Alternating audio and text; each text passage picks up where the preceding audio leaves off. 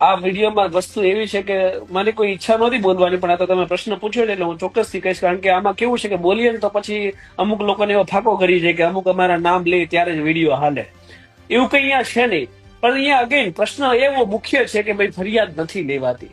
તો એ વિશે હું ચોક્કસથી કહીશ ને. અહીંયા ગુજરાતની અંદર કોઈ સેલિબ્રિટી છે જ નહીં. મેહુલ બોગરા હોય કે કોઈ પણ હોય, હરેક વ્યક્તિ આમ નાગરિક છે. ઘણા જેને ફાંકા છે ને એ જ અહીંયા ઉતરે છે. અને મુખ્ય તો કારણ અહીંયા એ જ છે ને, હંમેશા મને તો ડાયરો અને કાયદો વ્યવસ્થા બે વિશે હું આજે તમને કહીશ કે તમારે એ વસ્તુનું અર્થઘટન મગજમાં કરવું પડશે કે માત્ર કોઈ પોલિટિકલ પાર્ટીના રાગડા ગાવાથી, સ્ટેજ ઉપરથી એમની વાહવાઈ કરવાથી, સમાજની અંદર, ગુજરાત રાજ્યની અંદર જાતિવાદનું ઝેર રોકવાથી, જાતિવાદના નામે સમાજોને બાંટવાથી, જે તમારું એક સેલિબ્રિટી તરીકે તમે કહો છો ને સેલિબ્રિટી, તો સેલિબ્રિટી તરીકે તમારું કામ હોવું જોઈએ આ રાજ્યના હરેક નાગરિકને એક જૂથ, એક સાંકળે જાતિવાદથી પરે બાંધો. પણ નહીં, તમે જે ડાયરામાં જાઓ છો એ જાતિનું ગાવ છો, જે બીજી જાતિઓ છે એમને નીચી દેખાડો છો, જાતિવાદનું જે રોકો છો. અને જે તમારે લોકોને અને યુવાઓને શીખવાડવાનું છે ને એ તમે નથી શીખવાડી રહ્યા. તમે શું શીખવાડો છો?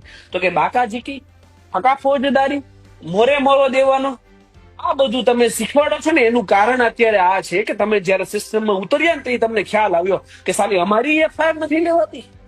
જો તમે મોરોથી બહાર નીકળો ને તો તમને આઈડિયા આવે કે હકીકતમાં સિસ્ટમ કઈ રીતે ચાલે. એમને તમને આઈડિયા ન આવે. અત્યારે મોરો દેવાની જગ્યાએ યુટર્ન ગાડી લાગી ગઈ ને, લાગી જ જાય. કેમ કે આ કાયદો વ્યવસ્થા છે, બંધારણ છે. અહીંયા મોરો દેવાન થાય ને તો સામે એફઆઈઆર થાય, બીજું કઈ ન થાય.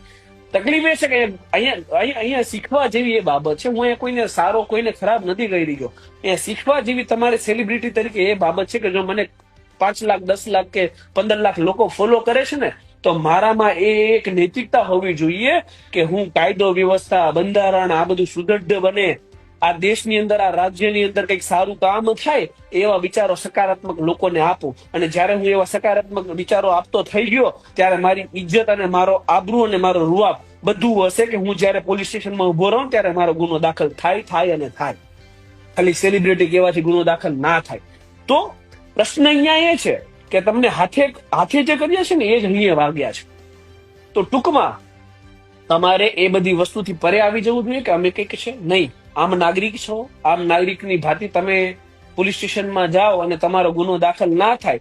તો મને એવી માહિતી મળી છે ને અગેન હું કોઈ વ્યક્તિના વિરોધમાં નથી, એટલે માટે તમારા માધ્યમથી કહીશ કે એ હાઈકોર્ટ જઈ રહ્યા છે ગુનો દાખલ કરવા માટે. હાઈકોર્ટ જવાથી કંઈ મળશે નહીં. હાઈકોર્ટ સ્પષ્ટપણે એવું કહેશે કે તમે જે કોઈ હોય